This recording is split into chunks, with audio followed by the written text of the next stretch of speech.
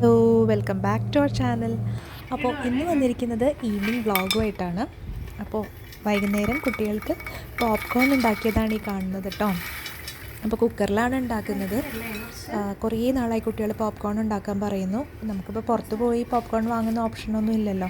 അവർക്ക് ആണെങ്കിൽ ഭയങ്കര ഇഷ്ടമാണ് പോപ്കോൺ. അപ്പോൾ ഞാനിങ്ങനെ കുക്കറിൽ ഉണ്ടാക്കാറുണ്ട് കേട്ടോ. അപ്പോൾ കുറച്ചൊരു മഞ്ഞൾപ്പൊടി ചേർത്തിട്ടുണ്ട്, ഉപ്പുണ്ട്, വേറെ ബട്ടറും കൂടി ആഡ് ചെയ്തിട്ടുണ്ട്, അത്രേ ചേർത്തിട്ടുള്ളൂ.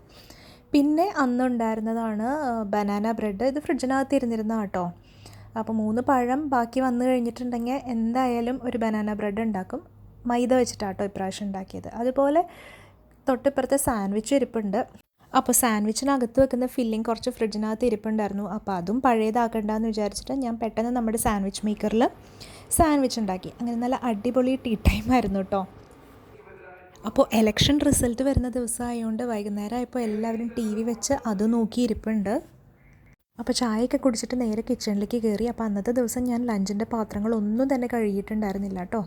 ഭയങ്കര ടയേർഡായിരുന്നു. അപ്പോൾ എന്തായാലും ഒന്ന് കിടന്ന് റിഫ്രഷായി വന്നതിന് ശേഷം പണിയെടുക്കുള്ളൂ എന്ന് തീരുമാനിച്ചു. അപ്പോൾ ഇങ്ങനെ മെസ്സിയായി കിടക്കുന്ന കിച്ചൺ കണ്ടാൽ തന്നെ നമുക്ക് മൂഡ് ഔട്ടാണ്.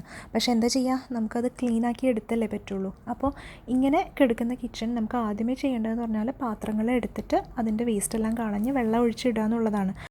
അപ്പോൾ ശ്രദ്ധിക്കേണ്ട ഒരു കാര്യം എന്താണെന്ന് വെച്ചാൽ, നമ്മൾ ഈ പാത്രങ്ങൾ എടുക്കില്ലേ, അതിൻ്റെ ഇടയിൽ നമുക്ക് അത്ര സോപ്പിട്ട് കഴുകേണ്ട ആവശ്യമില്ലാത്ത പാത്രങ്ങളുണ്ടാവും. ജസ്റ്റ് ഒന്ന് ചുറ്റി കഴുകിയാൽ മതി. അപ്പോൾ ആ പാത്രങ്ങളൊന്ന് കഴുകി മാറ്റിയിട്ട് ബാക്കിയുള്ളത് മതി സിങ്കിലോട്ട് ഇടാൻ. ഇതെല്ലാവർക്കും അറിയുന്ന കാര്യമായിരിക്കും, പക്ഷേ ഞാൻ ഈ മിസ്റ്റേക്കൊക്കെ ആദ്യം ചെയ്തിട്ടുണ്ട് കേട്ടോ.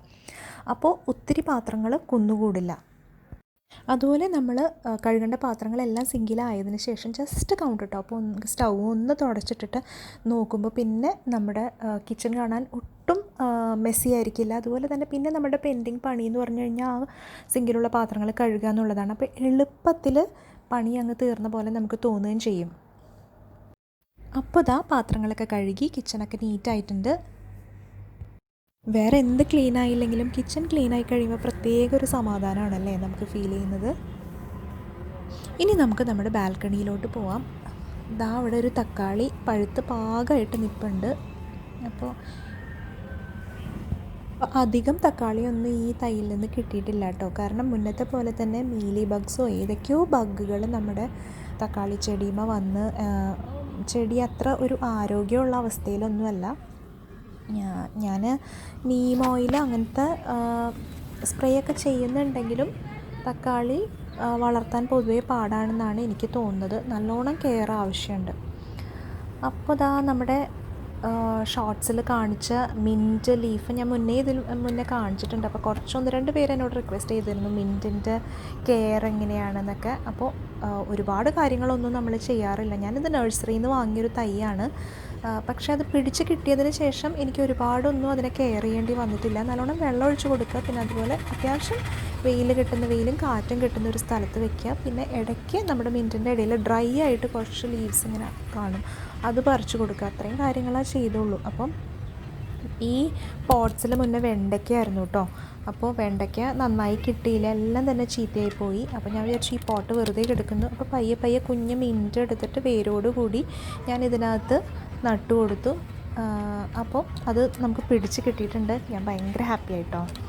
അപ്പോൾ അതിൻ്റെ ഇപ്പുറത്തെ സൈഡിൽ ചുമ്മാ കുറച്ച് സ്പ്രിംഗ് ഓണിയൻ ഉണ്ടാക്കാമെന്ന് വിചാരിച്ചിട്ട് കുറച്ച് ഉള്ളിയും കുഴിച്ചിട്ടു. അതും പ്രത്യേകിച്ച് ഒന്നും ചെയ്തിട്ടില്ല, അതിങ്ങനെ വന്നിട്ടുണ്ട്. അപ്പോൾ നമുക്ക് കുട്ടികൾക്ക് നൂഡിൽസൊക്കെ ഉണ്ടാക്കുമ്പോൾ ഇതിൽ നിന്ന് കട്ട് ചെയ്തിട്ട് കൊടുക്കാമല്ലോ.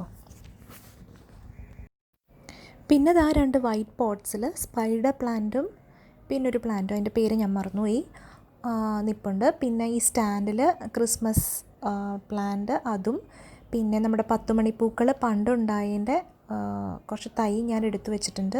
ഈ ഒരു കോർണറിൽ ഒരു പാമ്പും നിൽപ്പുണ്ട്. ഇത്രയാണ് ഈ ബാൽക്കണിയിലുള്ള ചെടികളെന്ന് പറഞ്ഞാൽ. ഒരു പനിക്കൂർക്ക ഉണ്ട് കേട്ടോ ആ വൈറ്റ് പോട്ടിൽ.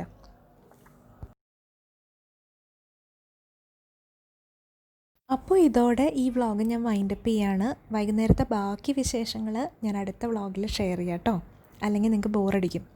അപ്പോൾ ശരി, പുതിയൊരു വീഡിയോയിൽ കാണാം. അതുവരേക്കും ബൈ.